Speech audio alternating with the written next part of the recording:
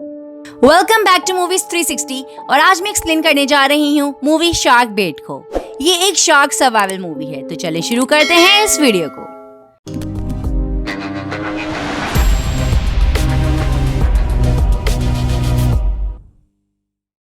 Movie के start में हम कुछ दोस्तों को देखते हैं जो बीच पर पार्टी कर रहे होते हैं और उनमें हम एक कपल को देखते हैं जिनका नाम नेट और टॉम है।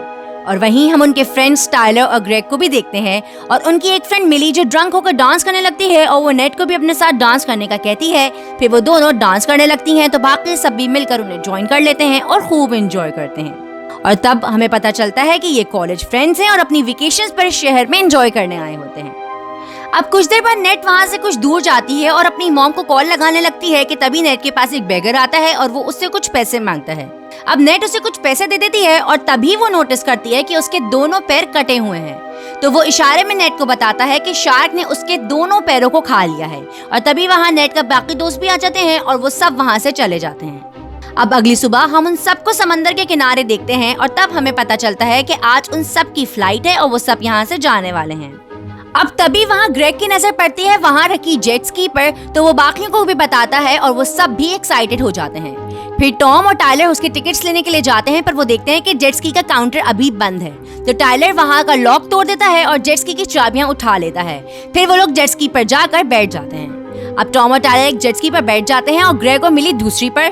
फिर ग्रेग नेट से कहता है कि उनकी जेट स्की पर काफी जगह है तो उनके साथ वो बैठ जाती है। फिर वो सब बीच से निकल जाते हैं। फिर वो सब स्कीज को चलाते हुए बीच से काफी दूर निकल जाते हैं और वो उसे चलाते हुए खूब एंजॉय भी कर रहे होते हैं। फिर वो लोग अपनी अपनी जेट स्की को मोड़ते हैं और एक दूसरे की तरफ आते हैं जिससे वो एक दूसरे पर पानी फेंक सकें। अब ये करने में उन्हें काफी मजा आता है तो वो इसे दोबारा करने की सोचते हैं, पर दूसरी बार ये करने पर दोनों की जेट स्की आपस में टकरा जाती है जिससे वो सभी पानी में गिर जाते हैं। और इस दौरान हम ग्रेग को देखते हैं जो काफी जख्मी हो जाता है और उसका खून हर तरफ फैल जाता है। वो मदद के लिए चिल्लाता है तो नेट फौरन उसकी तरफ बढ़ती है। और वहीं हम देखते हैं कि दूसरी जेट स्की टूट चुकी होती है और वो पानी के अंदर डूब जाती है। फिर वो सब बची हुई जेट स्की पर जमा हो जाते हैं। इसके बाद टॉम उस पर चढ़ जाता है और ग्रेग को ऊपर चढ़ाता है और तब वो देखते हैं कि ग्रेग की एक टांग की हड्डी टूटकर बाहर आ चुकी थी। तो नेट फौरन एक कपड़े से उसकी गिरद बांध देती है ताकि ज्यादा खून न बहे। अब वो मिली के फोन से कांटेक्ट करने की कोशिश करते हैं पर वहाँ कोई सिग्नल्स नहीं आ रहे होते। फिर वो लोग डिसाइड करते हैं कि टॉम और नेट ग्रेग को लेकर बीच तक जाएंगे, फिर टॉम बाकियों को लेने वापस आएगा। वही मिली घबराई होती है क्योंकि उसे तैरना नहीं आता, तो टाइलर उसे हौसला देता है और उसे तैरने में सपोर्ट करता है। इसके बाद टॉम जेट स्की स्टार्ट करने की कोशिश करता है पर वो स्टार्ट ही नहीं होती। अब वो सभी और भी टेंशन में आ जाते हैं। फिर वो डिसाइड करते हैं कि वो जेट स्की के इंजन में देखेंगे, शायद वहाँ से वो उसे स्टार्ट कर सकें, पर इसके लिए उन्हें ग्रेग को सीट से हटाना पड़ेगा। अब वो ग्रेग को वहाँ से हटाते हैं और टाइलर नीचे से उसे सपोर्ट करता है। अब वो जेट स्की के इंजन को देखते हैं पर टूल बॉक्स ना होने की वजह से वो उसे खोल नहीं पाते।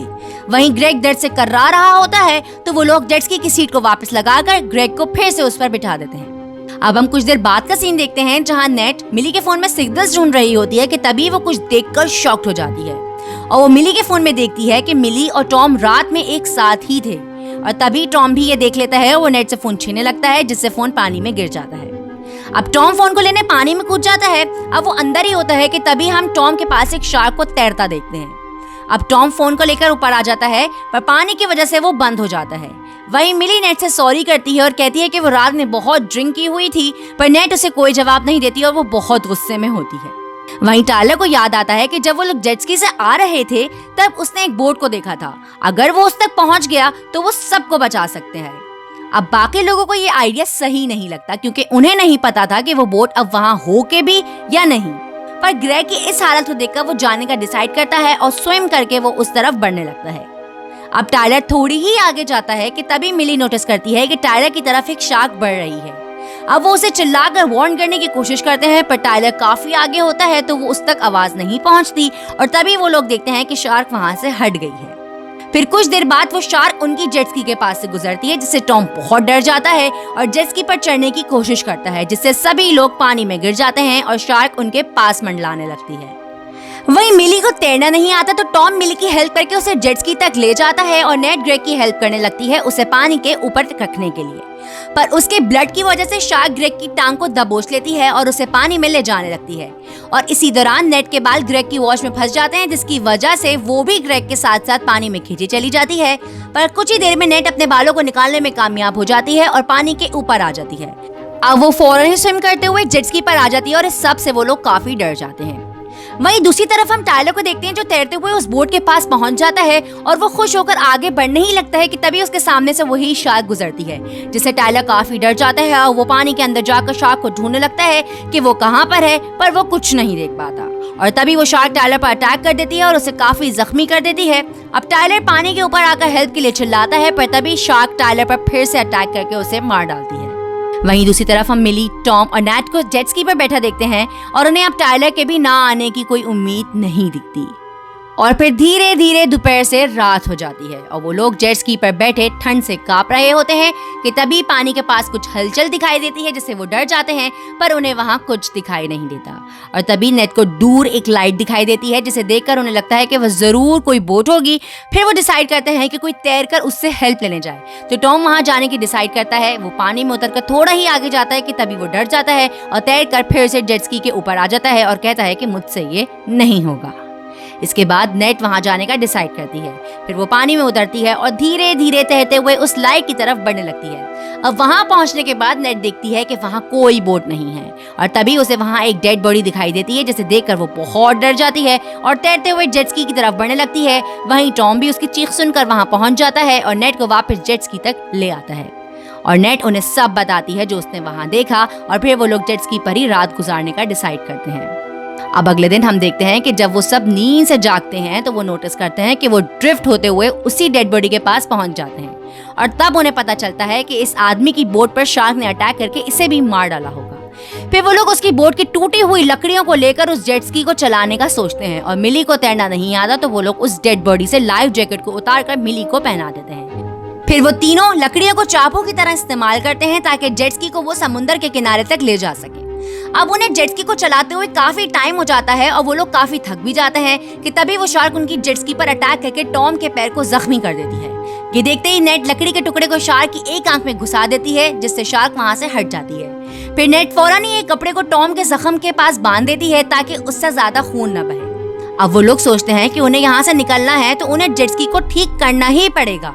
फिर वो लोग जेट स्की की सीट को हटाते हैं और इंजन बॉक्स को खोलने की कोशिश करते हैं, लेकिन वो बहुत जैम था। और तभी वो लोग देखते हैं कि शार्क वापस उनके पास आ गई है और उनकी जेट स्की के पास सर्कलिंग करने लगती है। और फिर शार्क पानी के अंदर जाकर उनकी नजरों से गायब हो जाती है, जिससे वो तीनों टेंशन में आ जाते हैं। और तभी शार्क पानी के नीचे से जेट स्की पर अटैक कर देती है, जिससे वो तीनों पानी में गिर जाते हैं। और फिर शार्क टॉम पर हमला कर देती है और उसे बुरी तरह से जख्मी कर देती है। ये देखते ही नेट फौरन उसकी हेल्प करने उसके पास जाती है और उसे सहारा देकर जेट स्की के ऊपर चढ़ा देती है। वहीं मिली को तैरना नहीं आता तो वो बहुत मुश्किल से खुद को जेट स्की के पास लाती है। फिर नेट उसकी हेल्प करने की कोशिश करती है, पर तभी शार्क उसे अपने जबड़ों में जकड़ लेती है। अब नेट उसे ऊपर लाने की पूरी कोशिश करती है, पर शार्क मिली की आधी बॉडी को खा जाती है, जिससे मिली की वहीं मौत हो जाती है। और नेट ये देखकर उसे पानी में ही छोड़ देती है और कुछ ही देर बाद शार्क मिली की बाकी बॉडी को भी खा लेती है। अब कुछ देर बाद हम देखते हैं कि नेट जख्मी टॉम को लेकर जेट स्की पर बैठी होती है और वो उससे कहती है कि वो उस शार्क से दोनों को बचा के रहेगी और वो टॉम को भी अपना हौसला रखने के लिए कहती है। अब नेट फिर से जेट स्की की सीट को हटाती है और इंजन के बॉक्स को खोलने की कोशिश करती है, जिससे बॉक्स का एक धारदार टुकड़ा उसके हाथ में आ जाता है। फिर वो दोबारा कोशिश करती है और इंजन के बॉक्स को हटाने में कामयाब हो जाती है। फिर वो देखती है कि एक पाइप डैमेज हो गया है, जिससे फ्यूल इंजन तक नहीं पहुंच रहा। तभी नेट की नजर पड़ती है एक लाइफ जैकेट पर जो कि मिली ने पहनी थी, तो वो धारदार टुकड़े को अपने पास रख लेती है और पानी में कूद जाती है जैकेट को लाने के लिए। अब वो तैरते हुए जैकेट के पास पहुंच जाती है और उसमें से एक नोजल को निकालकर अपने पास रख लेती है और तभी वो देखती है कि जेट स्की के पास से शार्क उसकी तरफ बढ़ रही होती है। फिर नेट वो धारदार वाला टुकड़ा निकालकर रेडी हो जाती है और जैसे ही शार्क उसके पास आती है, नेट उस टुकड़े से उस पर अटैक कर देती है। फिर हम देखते हैं कि नेट जेट स्की के ऊपर आ जाती है, पर इस हमले में वो भी बुरी तरह से जख्मी हो गई थी। अब नेट देर ना करते हुए उस नोजल के जरिए इंजन के पाइप को कनेक्ट कर देती है और फिर कोशिश करने के बाद नेट जेट स्की को स्टार्ट करने में कामयाब हो जाती है। फिर वो दोनों किनारे की तरफ बढ़ने लगते हैं और तभी वो नोटिस करती है कि शार्क उनका पीछा अभी भी नहीं छोड़ रही और फिर शार्क जेट स्की पर अटैक करके उसका पीछे का हिस्सा तोड़ देती है, जिससे जेट स्की की स्पीड कम हो जाती है और वो डूबने लगती है। अब ये देखकर टॉम को एहसास हो जाता है कि इस तरह वो दोनों नहीं बच पाएंगे, तो वो पानी में कूद जाता है और खुद को सैक्रिफाइस कर देता है। ये देखकर नेट उसे फिर से जेट स्की पर आने का कहती है, पर तब तक बहुत देर हो जाती है और शार्क टॉम पर अटैक करके उसे भी मार डालती है। इसके बाद नेट उदास होकर जेट स्की को चलाते हुए किनारे की तरफ बढ़ने लगती है। अब कुछ ही देर बाद वो किनारे पर पहुंच जाती है और वो खुश हो जाती है, पर उसकी ये खुशी कुछ देर के लिए ही थी, क्योंकि पानी के अंदर बड़े पत्थरों से उसकी जेट स्की टकरा जाती है, जिससे वो किनारे पर पहुंचने से पहले ही पानी में गिर जाती है। अब वो जैसे ही खुद को संभालती है तो देखती है कि शार्क अभी भी उसके पीछे थी।